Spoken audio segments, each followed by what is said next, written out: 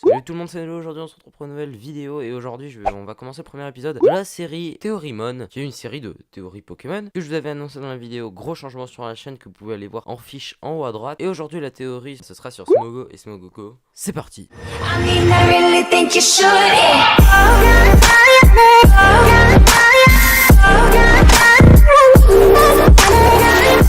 Smogo et Smogogo sont des Pokémon omniprésents dans toutes les générations de Pokémon. N'importe quel joueur de Pokémon connaît Smogo ou Smogogo. Mais ce Pokémon n'a pas l'air normal. C'est surtout à cause de son signe sur le torse, et c'est pour ça qu'aujourd'hui je me suis demandé comment est-ce qu'il a été créé. La théorie d'aujourd'hui je l'ai trouvée sur le site eTech, et vu qu'elle n'était vraiment pas très complète, j'ai décidé de la compléter, et le seul youtubeur français à avoir parlé de cette théorie, c'est Lorsten. Mais il y a un truc qui manque. Donc j'ai approfondi la théorie. La théorie dirait que Smogo et Smogogo sont des inventions de la Team Rocket, mais on peut se poser la question, pourquoi ce serait le cas? Et pour ça je vais utiliser un bout de la théorie de Flomarx qui s'appelle Les Véritables Héros, qui explique que la Team Rocket sont les sauveurs du monde Pokémon. Je vous laisse avec le passage. Les intentions de la Team Rocket, vous les connaissez déjà, dominer le monde. Et si ce n'était pas ça, et si depuis le début, on s'était totalement planté? Commençons notre théorie. Selon celle-ci, la Team Rocket n'est pas une mauvaise organisation. Ils tiennent un casino très réputé à Céladopol et Giovanni est un champion d'arène respecté. La Team Rocket est amenée à un moment à voler la Master Ball et le Scope Sylph. Mais pourquoi ont-ils fait ça? Pour capturer le Pokémon le plus puissant et faire régner la terreur? Non, ils le font pour stopper Mewtwo, leur création. Mewtwo en réalité c'est le clone de Mew, en plus puissant. A la base c'est la Team Rocket elle-même qui l'a créé à partir de l'ADN de Mew. D'ailleurs je ne sais pas si vous savez mais Mewtwo est la toute première expérience en matière de clonage à avoir fonctionné. La Team Rocket a déjà essayé de cloner d'autres Pokémon, même une jeune fille, mais tous leurs sujets n'ont pas survécu, à l'exception d'un seul Pokémon, Mewtwo. Ce que je viens de vous dire est vrai, ce n'est pas une simple hypothèse, c'est en fait un passage qui a été censuré dans le tout premier film Pokémon. Dans les 10 premières minutes du film, on se retrouve dans les pensées de Mewtwo.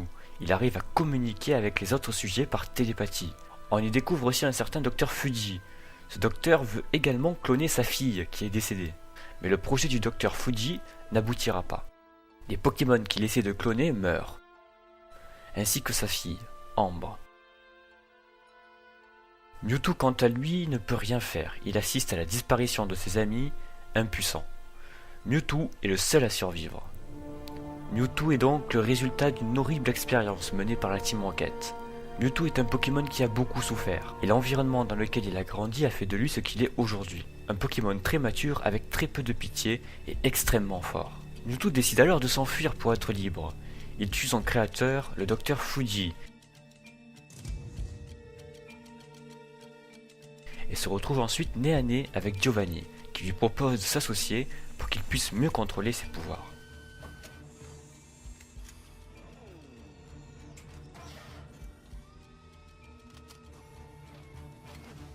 Ils trouvent tous deux un accord, mais Mewtwo change rapidement d'avis et s'enfuit en faisant exploser à nouveau un laboratoire de recherche de la Team Rocket.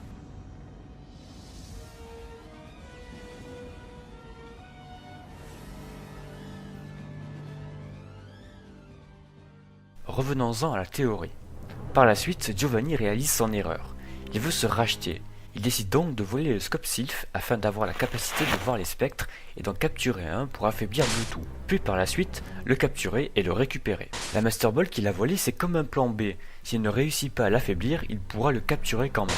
La Team Rocket a été obligée de voler la Master Ball et le Scope Sylph puisque la Sylph SARL a refusé de leur prêter. On vient de voir que la Team Rocket avait besoin de Pokémon Spectre, mais et si elle n'avait pas juste volé le Sylph, Scope et la Master Ball? Vu qu'elle n'arrivait pas à capturer une Pokémon, elle aurait essayé de recréer Phantominus. J'ai remarqué plusieurs similitudes entre eux. Déjà au niveau de la bouche, ils ont exactement la même bouche, au niveau des gaz, au niveau de sa forme, parce qu'ils sont ronds, et aussi au niveau du Pokédex. Écoutez la définition de Smogo. Smogo est composé de substances toxiques. Il mélange des toxines et des détritus pour déclencher une réaction chimique générant un gaz très dangereux. Plus la température est élevée, plus la quantité de gaz est importante. Maintenant, celle de Phantominus. Un Pokémon né de gaz toxique. Son nuage toxique peut terrasser les ennemis les plus imposants. Vous avez entendu que les deux ont des gaz toxiques. Toutes ces coïncidences, c'est pas normal. Et dernier point, Smogo se trouve dans le manoir Pokémon qui était le laboratoire où a été créé Mewtwo. Et je vais vous lire la description du manoir Pokémon de Kanto. Le manoir Pokémon de Kanto est situé sur Cramoisil à Kanto. Il est abandonné depuis des années par des scientifiques qui, à partir de Mew, ont cloné Mewtwo, mais ce dernier échappa à leur contrôle et détruisit le manoir. Maintenant que vous savez tous les arguments pour cette théorie, je vais vous raconter ce qui s'est vraiment passé. Des scientifiques de la Team Rocket étaient dans le manoir Pokémon pour créer Mewtwo.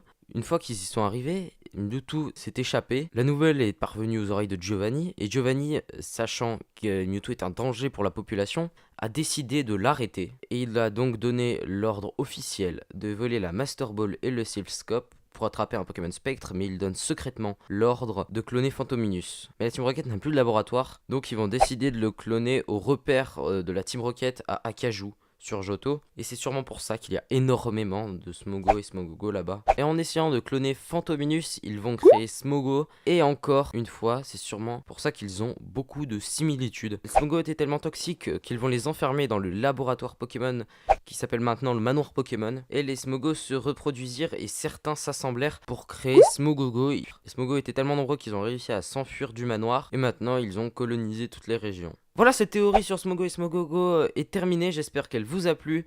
Et si vous avez quelque chose à dire sur cette théorie, c'est dans l'espace commentaire qui fait pour ça. N'oubliez pas le petit like et de vous abonner. C'était Nello, salut!